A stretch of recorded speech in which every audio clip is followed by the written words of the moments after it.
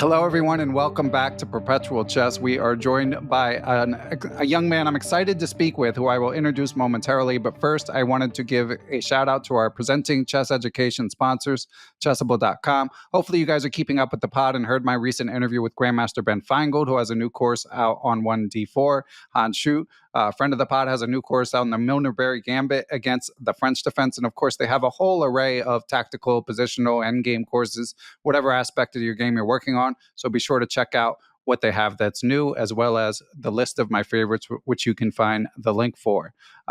So to introduce our guest, again, I don't tend to interview very many teenagers on this show. In fact, the last one I interviewed was Hans Niemann before he really blew up. But our guest is another New York City roots gentleman who I really wanted to speak with because I think he's doing meaningful work. He is running workshops to teach mindfulness practices to teenage chess players and young chess players at some of the bigger school programs in New York. He's also a USCF master, as we will be discussing. He has many other interests as well, as I'm sure we'll be getting into, but I'm primarily interested in discussing his organization, Mindmates, which I've heard great things about in his own chess journey. So let's welcome National Master Nate Shuman to the show. Welcome, Nate.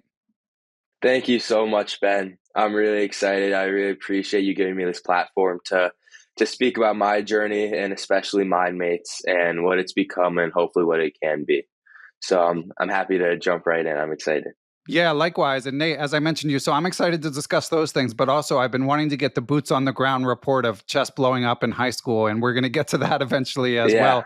Although, of course, you go to the famous in chess circles, Dalton School, famous in New York circles as well, being one of the elite private schools there in New York. But it's got a rich chess history with Josh Waitzkin from the movie Searching for Bobby Fischer being alum, and more recently, I am Casa Corley of chess.com. So that brings me to my first question, Nate. Was it through Dalton that you were introduced to chess?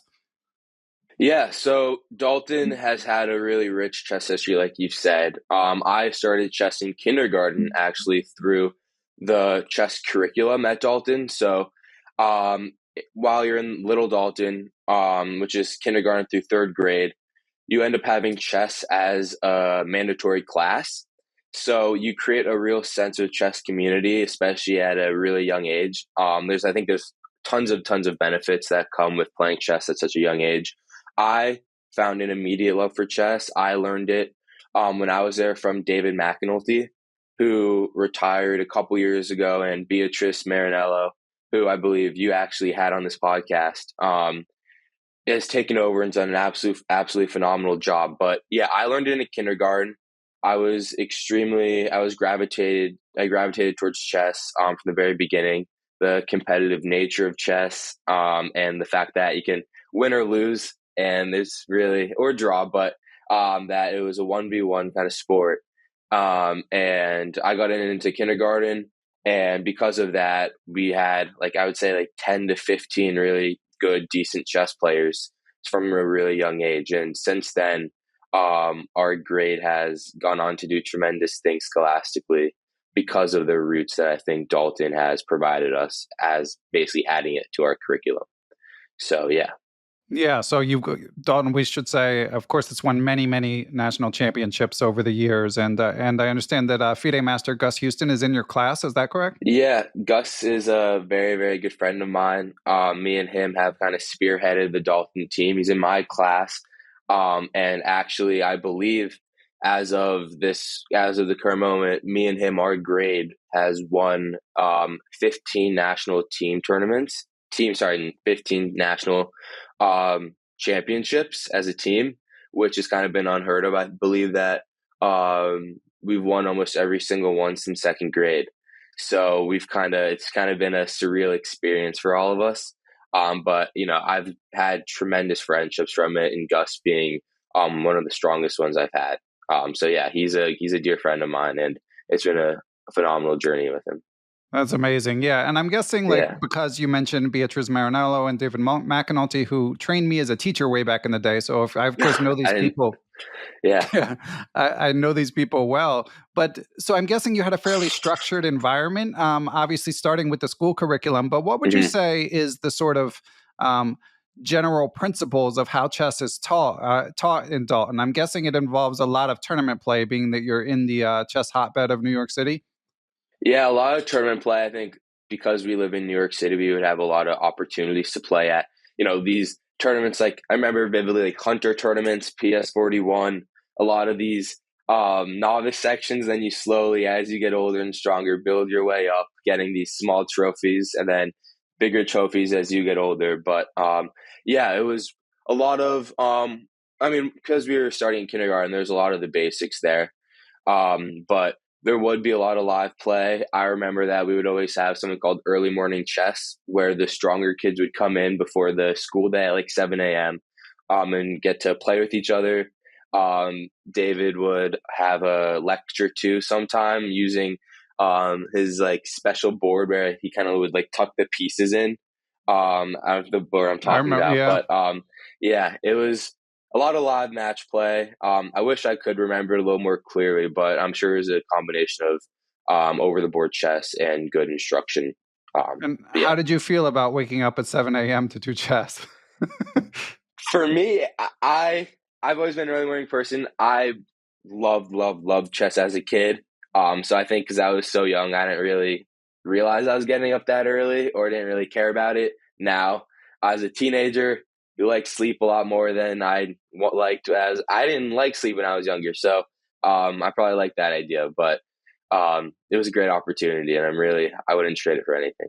Okay, makes sense. And so, Nate, you've got a very solid infrastructure, obviously, for learning chess, being that you've got the teachers there. I know that the way it works, they'll also be like attending tournaments and doing game review there. So I'm guessing there's not a huge amount of sort of self-motivation necessary, especially maybe in the earlier years. But did that become a part of your chess journey, or have you been like cracking books and doing tactics on your own, or has there been enough infrastructure in place where you've mainly been able to sort of learn through going through the Dalton sort of pipeline? Yeah, so no, to reach, I think the levels that I reached and Gus reached, I think there is a lot of more additional work. I think that unfortunately, because we have like 120 kids per grade and there's only really one chess director at the program, being David, and now it's Beatriz, it's really hard to manage a lot of different kids. So there's a really, really strong sense of chess presence from K to third grade. And then as you leave Little Dalton, there's less of that in middle school. And that's where you kind of expect the kids who really like chess to continue to chess, to start to work outside of school and have their own chess coaches. I mean, I always had a separate chess coach, even since I was in kindergarten or first grade, just because of the levels I wanted to reach. And that'll get me to like what I've been doing in high school and Gus as well. Trying to maintain that sense of community and that level of chess strength beyond the Little Dalton program. But I've had to work extremely hard besides just the Dalton skeleton. But I think I do attribute a lot of my successes to the skeleton that Dalton's provided and the roots that it's given to so many kids like me. Okay, I didn't know that it got sort of less structured as the years go on. Yeah. Do you mind saying who your coach is? Yeah, so when I was really young, my first chess coach was Corey Evans, who I think he got me to a strong level, I'd say like 1,1400. And then I worked with a guy named Yevgeny Feldman till I would say I was about 9. And then ever since I was 9 years old, I've actually worked with Dlugy, who is pretty well known in this chess sphere, but he's been a massive help to me. He's like, I seriously consider him a part of my family. And we've worked with him. He's traveled internationally with me to a lot of the world youths. And we've gone on, it's just been a really special relation that we fostered, but he's done a tremendous amount of great work for me. And I feel indebted to him greatly. Okay, great. And like, what sort of routine do you have with Max? Is it predominantly game review? Is he the Grandmaster Dlugy? I should probably say. Is it since I don't know him personally? Is it primarily game review? Is he giving you puzzles, all of the above? Like what's your routine with him like? It's a combo. I mean, I think a lot of it was opening. There's a lot of opening prep that we spent a lot of time on, teaching me new openings. Um, London being a big one. Obviously, I've had to. I initially started to learn King's Indian with him, and then I've um, started to learn some other openings as well. I'm okay. It's okay. Airing it out. But it would be a lot of opening prep. We would play a lot of live chess against each other. He would give me some books. We worked with a lot of Dvoretsky's book a lot, because I know he knew him personally. And we would analyze a lot of high grandmaster games, and really give me positions in the game, seeing if I can kind of figure it out. But we'd also have a lot of like cool, fun games as well. Like we would always play something called 2-move chess, where you get 2 moves per 1 move, and if you're in check, you can only move once. So there's a lot of like calculation there too, and seeing ahead. But we've honestly touched on a lot of everything, but a lot of intuition work as well, and giving me puzzles and just having me kind of say the first thing that comes to mind, and working and kind of like understanding pattern recognition in that sense as well. Okay. So yeah.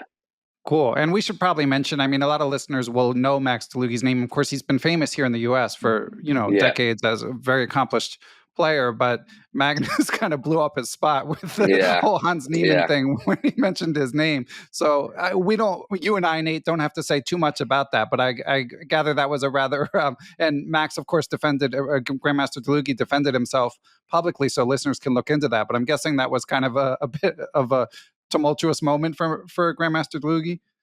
Yeah, for sure. I mean, he handled it really well. He always seemed to me composed throughout everything. And I didn't want to talk about it to too much extent with him, just because it was his personal situation. But I stand by him, and I appreciate everything he's done for me. So yeah. Okay, fair enough. And so, Nate, obviously you've been a top Scholastic player. Again, recently made USCF master. But one thing we haven't mentioned is you had a massive plateau. And this is something that comes up on the podcast all the time, especially because obviously I'm an adult. It's predominantly adult listeners, so we get stuck for years, and that's something that you've been through. So, what did this teach you? Correct me if I'm wrong. You were 2100 about 6 years ago, and I know you have other interests in your life as well, but then finally broke through in this past year. Is that correct? Yeah, so even longer, unfortunately. I reached 2100 when I was 9 years old, basically clinching All-American team like 3 years in advance, and I was at a really, really high level. And it took me a really long time to crack this next level. I think I went through tremendous amounts of frustration. I lost a lot of joy for the game, and that is where I'll segment to that when I talk about my Mindmates program. But that's where the roots of the program started. I had a massive plateau. I felt like I was getting stronger, and even when I said this a year ago before I hit my big breakthrough, I think me as a 2100 a year ago was much stronger than me as a 2100 7 years ago. My maturity dealing with situations, I think every part of my game is stronger. It was just that I didn't I wasn't able to have this breakthrough. I would go up, up, up, and then one tournament would knock me down. And I think a lot of that was extremely frustrating, and it was tough to deal with. And I continue to play a lot of chess, but I think I attribute a lot of that also to I slowly played less and less chess as I've gotten older. I've just, with so many different interests, it was hard to completely focus all my attention to chess, and I had to make a decision when I was younger if I wanted to like homeschool or spend like 3 to 4 hours a day on chess. But in addition to chess, I've been a big athlete my whole life, so it was hard to I wasn't able to play tournaments every weekend. It started to be tournaments once a month, and then it started to become like 2 or maybe 5 tournaments, then always play the nationals. But regardless, I always made sure to play all the national tournaments and be there for my team. And I think that's been so like powerful about my journey, the scholastic aspect to it. But like you said, a lot of people go through plateaus, and I think mine is a very big one, 7 years and of still playing chess consistently throughout. But I think that's what made me finally getting it as an 11th grader, playing, not as much chess as I've played, almost in any other part of my life, but finally getting that breakthrough, I think made that moment that much sweeter. But I think it's a testament to resilience, and not getting to beat up on yourself throughout the whole process.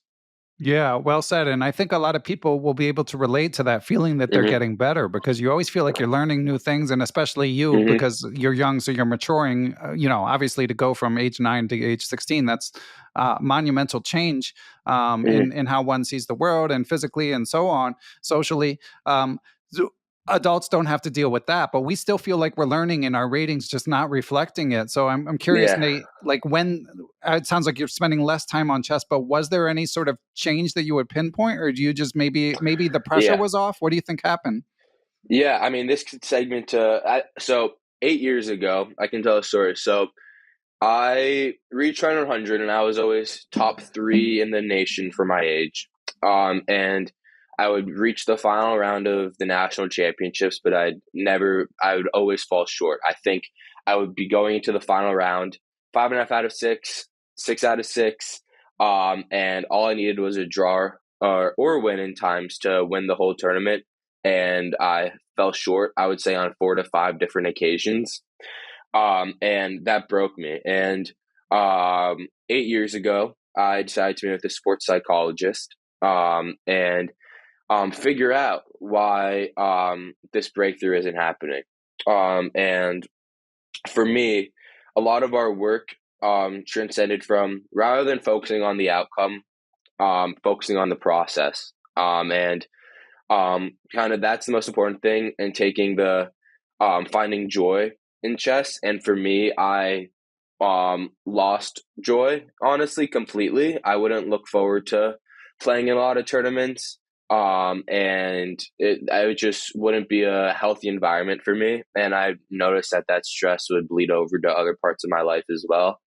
And I just decided to not focus on the result in it, and focus on the process. And even now, especially over the past year, when I've had the least amount of pressure on me, I think that's where I've succeeded the most. And that's where I think this breakthrough is coming, where I don't really, I don't really think or care about the result. And I just tell myself before every tournament that no matter what happens, just try to play your best chess, but also just be happy, and enjoy what you're doing. And I think that's the biggest message that I can, that I've told myself, that I've told all the kids that I've worked with, and that I can tell the listeners. That I think that's what's propelled me forward. And that's where I think, going back to the chess part of it, a lot of times I would take draws against high rate of 2,400 opponents when I have really good positions, or I wouldn't fight for the win, just because I would think of like the small rating change at, like the 5 points I might go up by making a draw, and just basically just focusing micro on every single game and just over analyzing the rating. And this year I was like, I'm going to play aggressive chess. I'm not going to think about who's on the other side of me. I'm going to play my game of chess, and took all the pressure off my shoulders. And this year was honestly the greatest year of chess I've ever had, between the 2 national championships, making master, and then my team also winning US Amateur Team Easts. So yeah, I think that's the big message that I can send. Well, it's good that you stuck with it. It sounds like it could have reached a breaking point. Did you ever consider quitting? Yeah, I mean, I would have. I thought, quitting is. I would say quitting is a strong word. Chess is so unique to who I am, and it's been a massive part of my childhood, and I never wanted to fully separate from it. But there were a lot of times where I would avoid playing tournaments, and just I did play a lot less chess, but I never thought of fully quitting, just because of how much it's done for me, how many friendships I've built, and how much I still love the game. I think for me, I didn't like I didn't find joy in the idea of like going to a chess tournament and playing, but every single time, regardless, when I would sit down at the board and the game would start, all my nervousness would leave, and I'd actually genuinely enjoy being at the chessboard. It was just all the buildup and the thoughts going around, your busy mind of winning or losing, rating, but the actual sitting at the chessboard, I always really enjoyed. Yeah, that's pretty relatable as well. Well, Nate, I feel like this has all been a great build up to the Mindmates origins. So we got to take a Yeah. break and hear from our sponsors, but then I want to get into talking about your organization. So we'll be right back. All right, this is great. Thanks. You good to keep going? Yeah. Everything, I think it's flowing well. Yeah, agreed. Okay. And we are back. So, Nate, so at what point did you create Mindmates amidst these years that you described of some frustration? Yeah, so Mindmates was something that I've had the idea of doing for, I'd say, the past 3-4 years. It's something that I really started last year and that I'm really implementing this year. I would use all the tools basically that are included in Mindmates, which I'll go into, but I would use them for myself, and I think it's done a tremendous amount of benefits for me because of, I wasn't even playing as much chess as my competitors, but somehow I would always seem to perform at nationals. And it's interesting because my rating didn't move from 4th grade to 10th grade. However, between that time, I won 4 individual national championships, purely based, I think, on the work that I attribute to Mindmates. So Mindmates was something that I started to create programs for myself to use, and then I started to give it out to some teammates, not knowing the name Mindmates, not really thinking of it in any type of way. And then over the past 3 years, I had the idea of going to some schools to work with kids and share them, something that so important to me and something that I'm so passionate about. And then this past year is when I've actually been able to go into the range of schools of Chess in the Schools, a massive chess program in New York City, which hits a lot of different kids from all over the city. Impact Coaching Network, ICN, and their Gift of Chess. I think they have tons of feeder schools. And then also IS318, which, I would say there's Dalton and then there's IS318 as like the two powerhouses of New York City chess. And I remember watching Brooklyn Castle when I was younger, and thinking, I was thinking how like these kids are so old because I was so young, but working with these kids and now they're like between 6th to 8th grade. So it's kind of crazy to think about, but working with them has been really special. So I've been able to hit ranges from 2nd grade with Russ's kids, Russell Makovsky from Impact Coaching Network, to 12th grade through the college bound program at Chess in the Schools. So I think this material has intrigued kids from every demographic, every age, every chess level. And I've had a really great response. I can, this summer I'm going to be going in and out of chess camps and just continue to do what I'm passionate about, and that's sending this message and sharing what I think is so valuable to other kids. So that's how Mindmates started.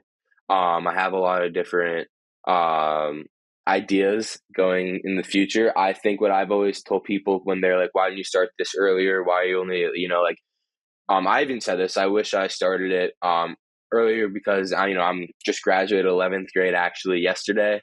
And I have 12th grade coming up, and then I'm off to college. So, but what I say is, I only think that I reach a level of maturity this year to do the things that I'm doing, to go and pitch a presentation to like a board of a school and the heads of an organization, and to be flexible with the feedback that they give me. And I think it was only this year that I was able to handle all this and carry myself the way that I feel like I've done. But at the same time, like you said, time wise, it's something that would have been cool to have started a little earlier. But yeah.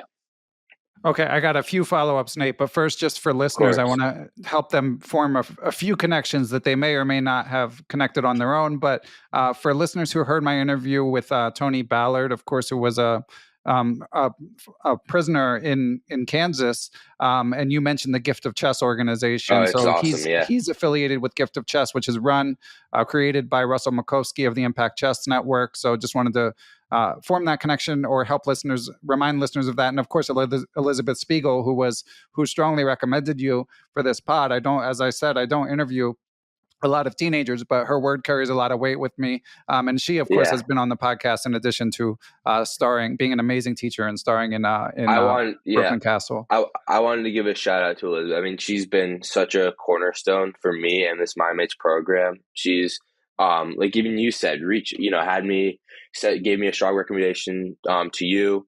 And she's been such a great person to bounce ideas off of, connect me to people, and be really supportive. And same with Russ, and also the heads of chess in the school. It's been a really amazing experience, and they've created such a great foundation for me to now build off of. So Nice. yeah, there are a lot of connections. I think with New York City chess, there's a lot of people know each other, and there's a lot of crossing of paths. So like you just alluded to, but For hopefully sure. with the Gift of Chess, I was really wanting to go into the prisons this year, but I talked to Russ, definitely I'm going to try to go into the prisons next year, not just play chess, but also do some of this Mindmates work with them. I think that'd be really powerful, and a really unique experience for me to have.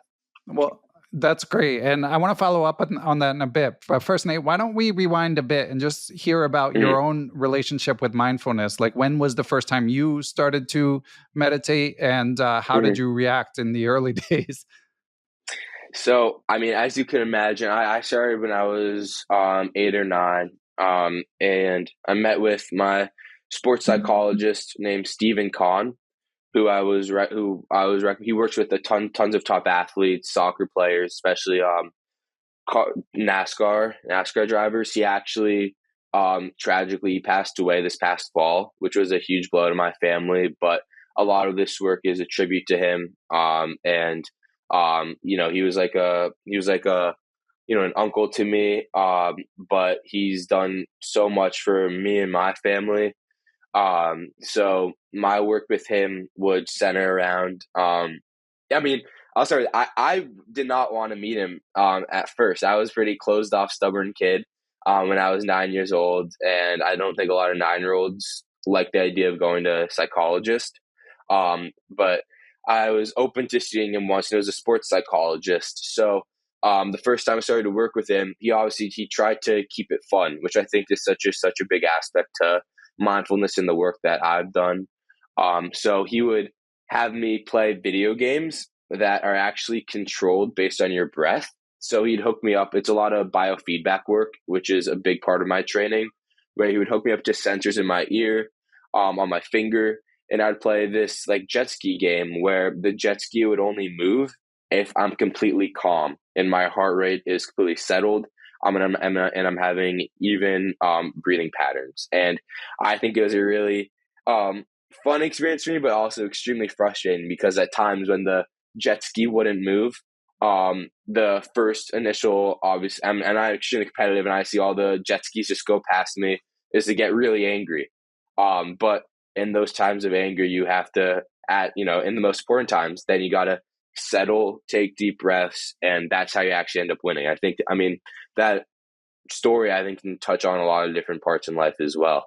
And I think you can take that lesson in a lot of different ways. But that was a memory that stuck out to me the most. And that's how I started getting to mindfulness. And I think, like you said, going from 9 years old to 16-year-old is a massive, massive difference. And I think a lot of maturity goes between those stages. But scientifically, that's where it's where your body and mind changes the most. And a lot of our work changed along with my maturity and the levels of training and mindfulness training that I've reached. The exercises would get harder, doing like Wim Hof breathing, doing starting with like 2-minute meditations all the way going up to like 30, 45-minute meditations. So my mindfulness journey has, developed and grown as I've grown as a person and a competitor. And I think that's how you continue to perform at such a high level is the work that you're doing is kind of being a companion to, my chess performance. So, yeah. Man. Well, first of all, the jet ski game sounds crazy. Like, I mean, Yeah, I have some it's experience. tough. Yeah, I have Yeah. some experience with meditating, and I mean, I can imagine, like, because as you say, as a competitive person, your reaction is like, you want to react with aggression. Exactly. If the goal is to win, you want to be forceful, but it requires the opposite of that. And I'm Yeah. curious, Nate. So it sounds like you may have had some initial hesitance, but you were on board reasonably quickly. I have tried to teach mindfulness practices to my kids, and they're now they were a little. This was a few years back. They're now 10 and 7, but I can just tell you that when they were like 7 and 4, it didn't take at all. So I'm It's curious, when you done. go in to run these workshops, obviously I don't actually know the age you're primarily working with, and we'll have a question about that in a bit. But how do the kids typically respond to it? From what I've experienced, every single time I've done this, I've actually been taken aback by their maturity, and I've told them that I wasn't that matured and that focused when I started this, and I think a big reason that is because I'm also I wouldn't say a kid, but I'm a teenager and I'm closer to their age, and I think they connect to me more and respond to me more because I kind of seem like more realistic, like rather than like a um, PhD psychologist who is like 40, 50 years old, and there's this real like I don't know, like patronizing aspect to them, but I really try to foster a sense of community with these kids. But like you said, I mean, if I'm, meeting with 20 to 30 kids, there will be a couple of them that are dozing off, like poking fun at the kid next to them who, the kid next to him might be actually trying to focus. And then his friend is, poking him, whispering in his ear. But I always try to, not get bothered by that and just, guide them along as best I can. A big part of the reason that I think they stay focused because these exercises that I give them are really short. And that's why I think it's super, super impactful because anyone can take this exercise that's only 1 to 2 minutes. All the exercises that I give them and a lot of the ones that I share with Mindmates are 1 to 2 minutes long. And I think that's where, when you, with these kids at the younger ages, if you go any longer than that, I've done some 3 minutes, 1 5 minute, but anything longer than that, that's when, they're like, they're like opening their eyes a little bit or like, picking their head up, looking, but I try to tell them just stay as focused as they can be. But they definitely handled it a lot better than I did when I was their age to start. So kudos to them. Yeah. Yeah. And as I mentioned, I do have a question from a Patreon supporter of the podcast. So the way it Yeah. works, Nate, is people who help support Perpetual Chess can send in questions. And you mentioned some people with PhDs, Dr. Benjamin Portheault, who I interviewed on the How to Chess podcast. He's been on Chess Dojo Talks, and he's the coach of or not the coach, not the chess coach, but the performance coach of the England's women's Olympiad team. And he recently Wow. released a course called Mindfulness for the Tournament Player, which I've had a chance to check out and would recommend for any listeners interested in trying out similar mindfulness-based techniques. But in any event, Ben's question is, he says, congrats on the great work, and he'd like to ask what the age of the youngest kids that you work with, and do you have to adapt techniques or vocabulary to use with these kids? Yeah, I definitely think I do. I don't, the youngest ages I would say are like, I would say right now, like fifth graders, but I know that this summer I'll be working with some groups will be second to like seventh grade. So that'll definitely be a unique challenge. But I have altered a lot of my So vocabulary to that's, simplify it down for them. Yeah. sorry, we're just going to translate for an international audience. So that's like age 8 to second grade. Yeah. Yeah. So, Yeah, I would say like I would say ages 8 to 8. I mean, some kids were 18. okay. Um, Yeah, I would alter a lot of my vocabulary to kind of break it down and simplify it to their terms. I mean, I've had to dilute a lot of the exercises down as well, to simplify it and still make it effective, but try to make it more easily, graspable for them. But I don't talk about like I don't talk about any like the science behind it, like any neurological things that are going on, like the brain waves that are happening, which I would like to say, like, aside from all this like actual work that I'm doing face to face, I've taken a real like academic interest in it as well, doing a couple of summer programs on it, a couple of research papers, to really fully like understand the science behind why what I'm doing works, and really being aware of the material that I'm giving to the kids and hopefully giving to you guys as well. But yeah, I've had to change the way I talk about some things to make it more understandable and absorbable for the kids. Makes sense. Yeah. And let me ask you this, Nate. Like when I started meditating, um, and I think this is a fairly common experience, often when you first start doing it, it kind of feels like nothing's happening. You're just sitting there Yeah, and your mind is racing and you're wondering, like, why am I doing this? And for me, it was definitely weeks of doing it every day where I just felt like, why am I yeah, spending my time this way? And I think a lot of people try meditating and end up giving up because of that. So I worry that if you're presenting it to kids and just doing short little exercises, that they might just be like, well, that didn't do anything, and then move on. Do you ever have that experience? yeah. I mean, that's where I'm obviously trying to build this asynchronous aspect as well, which is a big part of my summer plan, building a website, which is soon to come, and hopefully an app.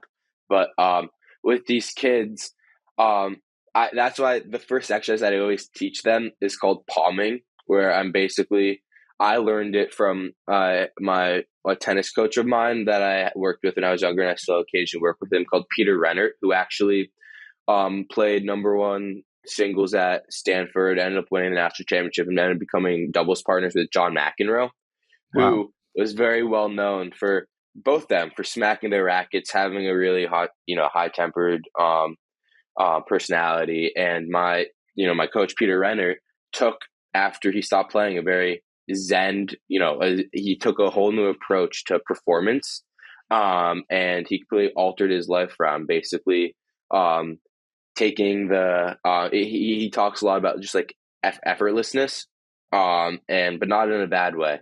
Um, so I learned this exercise from him, palming, and it's basically where you close your eyes, and then you put your palms in your eyes, like you place your palms like this, and you apply a little pressure. And when they do this with these kids, it takes 1 minute. Every time you finish doing it, everything is immediately like really bright and fuzzy. Um, and you can notice there's a very noticeable difference that happens. So I think that's where I kind of hope the kids kind of like, oh my God, there's something actually happened, and I'm not just like sitting here breathing. But that's something where then I do another breathing exercise, and they feel the same way. A lot of ways for me, a lot of kids feel tired after they do these exercises, which I feel the same way too. And even though some of them are supposed to keep you awake, and some of them are supposed to make you just listen to your body more. And if your body's tired and your mind's tired, you're going to feel tired. And I think that's a big part of mindfulness, is being, fully aware of your body and your surroundings, completely non-judgmentally. And like what my sports psychologist would always tell me is that if you're tired, or if you're hungry, or if you're thirsty, accept that, and you owe it to your body and mind to treat it that way. So take a quick power nap, or do one of these exercises. And that's basically what I'm trying to provide with these kids, these 1 to 2 minute exercises that, palming I do before a chess game, during a chess game, after a chess game, to reset and recover. And I think that's a big part of my program as well, teaching the kids how to recover before matches. And for me, a little segue, but at nationals, I attribute a lot of my successes to the routine that I've established. I don't input any of my games in between matches. Right after the match, I'll go back to my room, replenish, take a power nap, do an exercise. Then I'm going to shower, because that's my way of locking in. I'm taking like 7, like 3 showers a day, but not because I'm dirty, but because that's my way of being fully locked in. And then what I do is I always throw a football with my dad before every round, listening to music. And a lot of the kids, because I'm combining my love for sports with chess, and really what's getting me into like the complete zone, what I always call like the state of flow. And that's a term that I always use. And that's really helped me. But I tell the kids that's what I do, but do what's best for you. I tell a story where when I was younger, I would want to play a video game during the chess tournaments. And my parents, reasonably so, were like, no, that's like bad idea. Like, don't play video games while you're in chess tournaments. My sports psychologist was like, no. If you want to play, if playing video games will get you in the zone and fully relaxed and bring you to your happy place, do that. So I think that alludes to the fact to just do whatever is effective for you. But make sure you do something that will help you recover. And I think that's with a lot of these mindfulness exercises, not everybody's going to resonate with the same exercise. Every time, actually, there's always a mix. At the end of every session, I ask, like, raise your hand if this was your favorite or if this was your favorite. And there's always a mixed group. So that's why with this asynchronous aspect, I want to provide as many tools as I can. And then the user can kind of hand pick, the 2 or 3 that they love the most, that they resonate the most with, and then continue to practice that. Like you said, it's easy to kind of give up and kind of stop doing it and lose focus. So trying to make it really like a small toolbox that they could use. So it's not too overwhelming. Excellent. Yeah, I'm not familiar with the palming exercise, even with some experience in this field. And It's new, yeah. Elizabeth Spiegel mentioned that in addition to palming, the one that she said she thought was really helpful for her students at IS 318 was box breathing. Are you able to explain that one on what's predominantly audio only? Yeah, so box breathing, I think you can get a good idea of it. I also call it samurai breathing. That's a more extensive version. That's what I mean, going to the point of like simplifying the terms and simplifying the exercises. Basically, box breathing is a breathing exercise where you're breathing on 4 different counts. So you breathe in for 4 seconds, then you're going to hold your breath for 4 seconds. Then you're going to breathe out for 4 seconds, and then you're going to hold your breath for 4 seconds. So basically creating this box-like motion. However, what's unique about this exercise is while you're breathing, you're going to close your eyes and try to draw the box while you're breathing along. So what I do, if whoever's listening right now, take a second. I close my eyes, and for me, I always start in the bottom left corner of a box, like at a point. And I'm gonna breathe for 4 counts, drawing up vertically, and then I'm gonna hold my breath for 4 seconds. But while I'm holding my breath, I'm gonna draw a horizontal line across, and then while I'm breathing out, I'm gonna come down with a vertical line, and then for another 4 counts, I'm gonna connect the box and come horizontally. So while you're breathing, you're also visualizing it. So you're triggering a lot of different parts of the brain that are actually, sometimes helpful for chess and chess calculation. But it's a way to fully center down, deep breathe, how you would in traditional meditation, breathing in through your nose and out through your mouth with pursed lips is what I always tell the kids to do. And to use that exercise as a way of resetting. That's not an exercise that I do over the board or that I do, between tennis matches. I always do palming, but box breathing is something that I would do between matches. That's a little longer. That's something that you can do for as much time as you want. For the kids, I did it for 2 minutes with Elizabeth's kids. We're a little younger. The first time I did it with them were 2 minutes. Then next time I did it with them were 3 minutes. So as you can see, I'm just trying to slowly build it up for the kids. And when I meet with them this summer, we'll do it for 5 minutes. And to really cultivate and sharpen their tools of meditation. Because being an effective meditator is something that I think is a trained skill and something that you get better at, just like anything else, the more you do.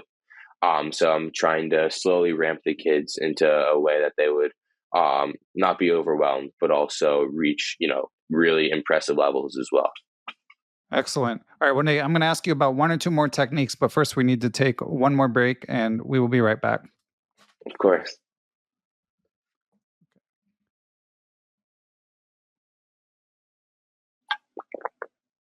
And we are back. And Nate, I have one more question from something that Elizabeth mentioned, which is affirmations. So what would be an example of like an affirmation you might teach?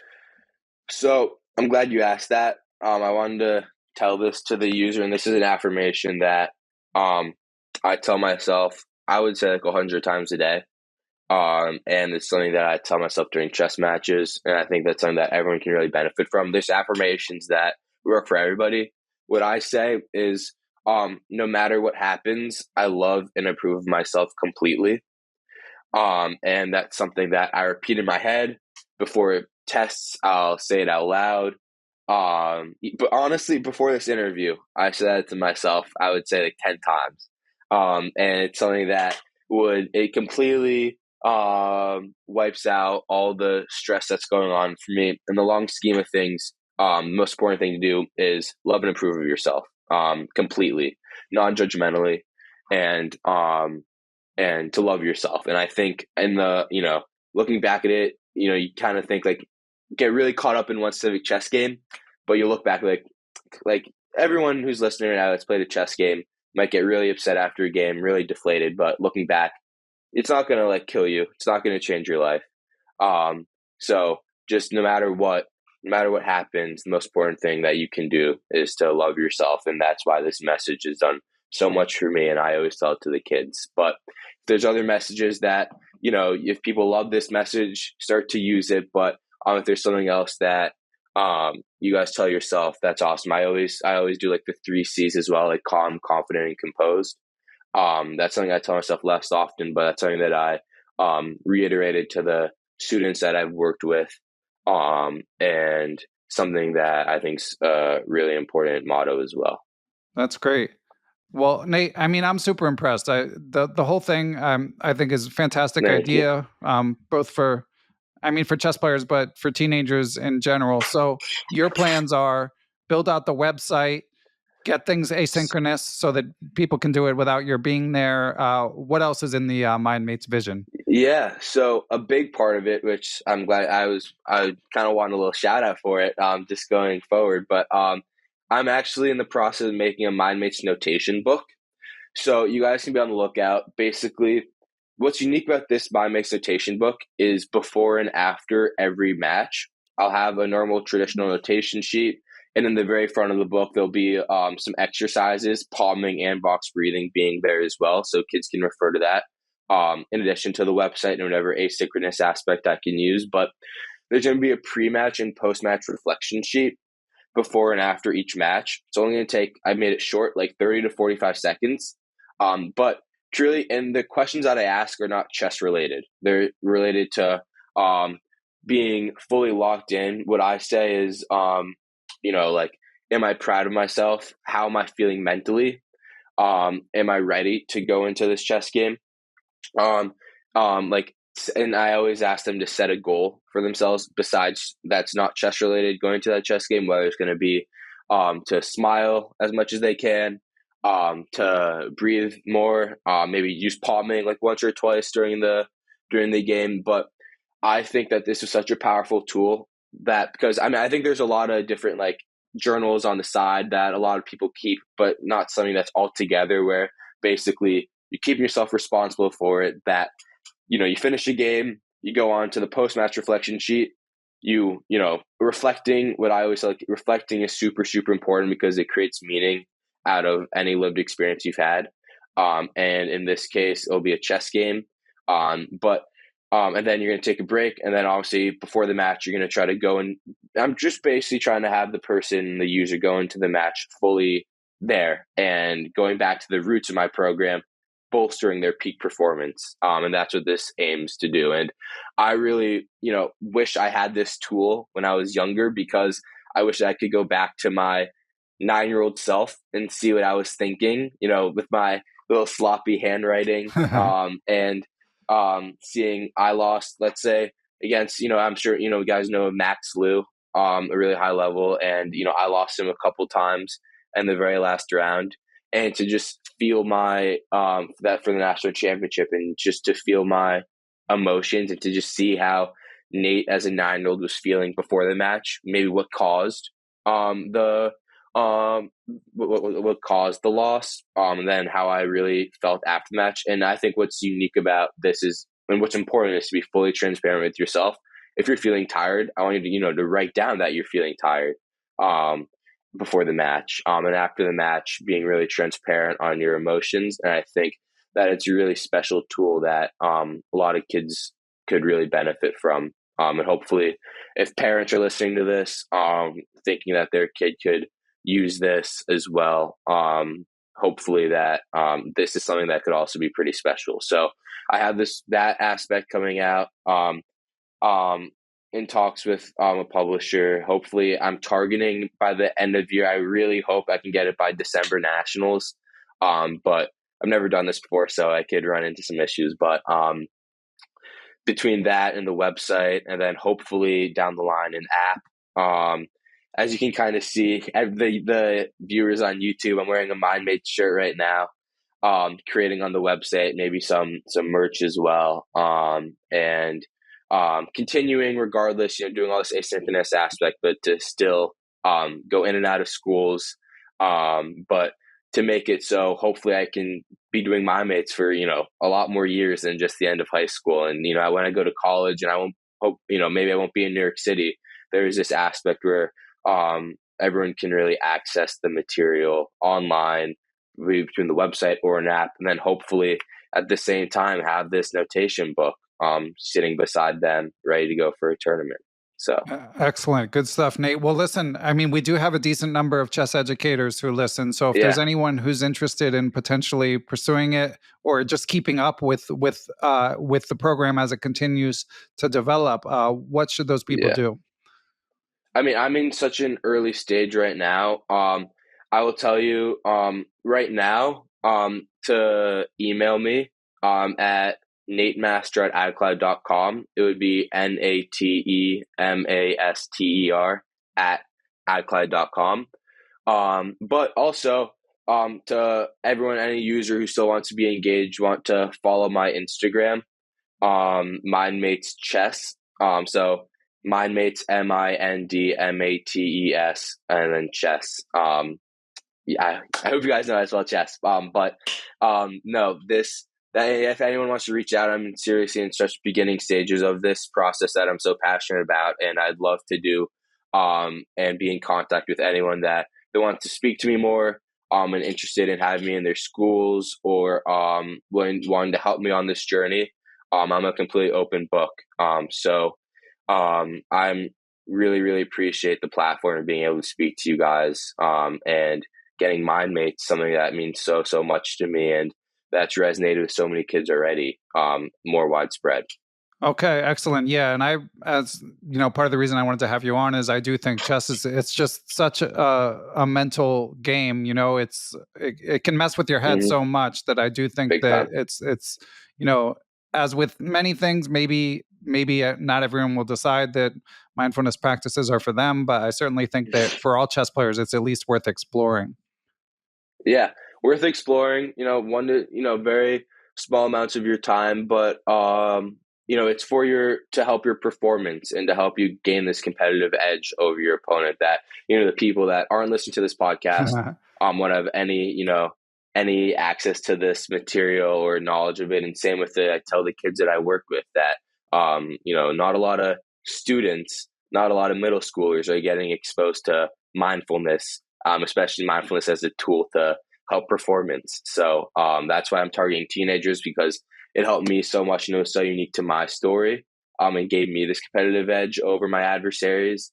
And it's something that hopefully that a lot of other people can take away from that as well. Nice. Maybe I'll try that one on my kids. I'll be like, listen, this is top secret. No one else is getting to try this. No, I like that. I tell them with the palming thing, it does mind tricks on your opponent. If the opponent thinks they're crying, maybe you're all upset, but in reality, you're just helping yourself. So there's a lot of mind tricks that go along as well. However you want to phrase it, to whoever you want to, send this to, or, tell about this, whatever you can do is amazing. So Thank you. Excellent. Well, great to chat, Nate. Yeah, and can't wait to see how the program develops. So thanks for coming on the pod. Of course. Thank you, guys.